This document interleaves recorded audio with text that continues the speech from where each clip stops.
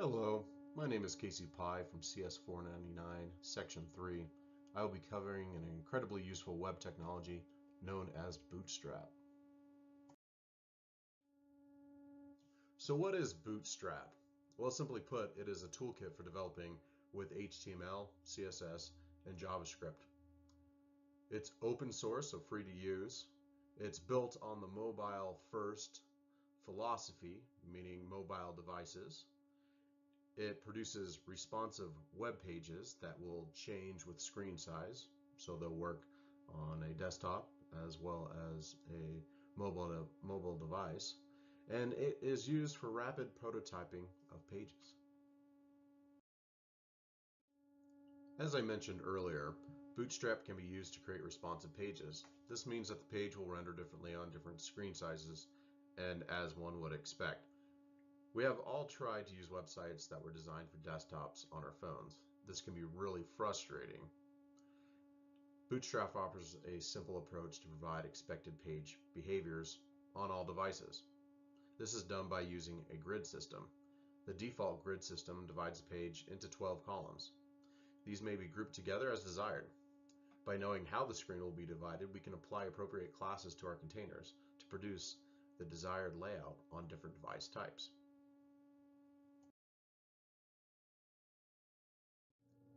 To create responsive pages, we will use grid classes. There are 4 grid classes, each representing a different screen size.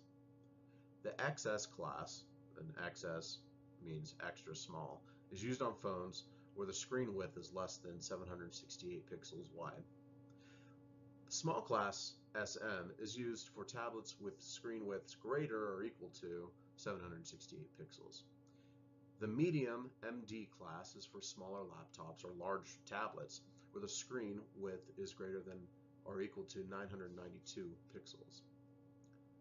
The large class is for more classical computing devices such as a desktop or a laptop, and this is used when the screen is greater than or equal to 1200 pixels wide. The grid class follows a predictable format. It begins with the COL or for column and is followed by the size, and that is followed by the number of columns to span. In this example, the column will span 6 of 12 columns when viewed from a small device. Elements may include all 4 classes, so that column behavior works as expected on all screen types.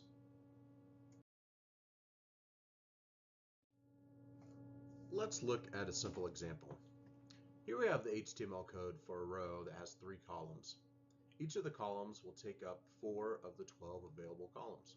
Since each has a width of 4, all columns should be used at full screen. Now, let's see what happens at different screen widths. Here we have a conventional desktop view. Notice that the 3 columns span the entire width of the screen. That is as predicted. Here's a view with roughly half that width. Again, we have 3 columns that span the entire width of the screen. Here, we've decreased the screen width even more. The column behavior has now changed. Instead of having 3 columns side by side, which would not be practical at this screen size, the columns are acting as rows.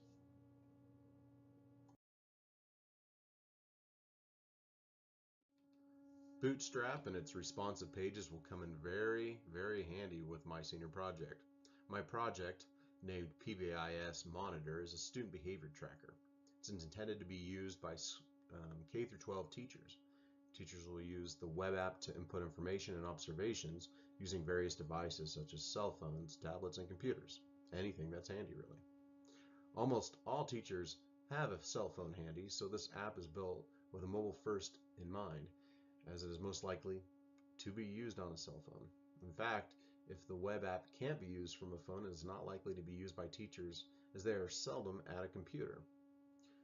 Administrators, such as principals, will have access to behavior data reports so they can easily see trends in behavior.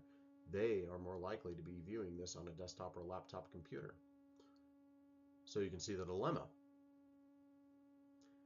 The problem is, how do you create one web app that will satisfy the needs of so many different device types? Well,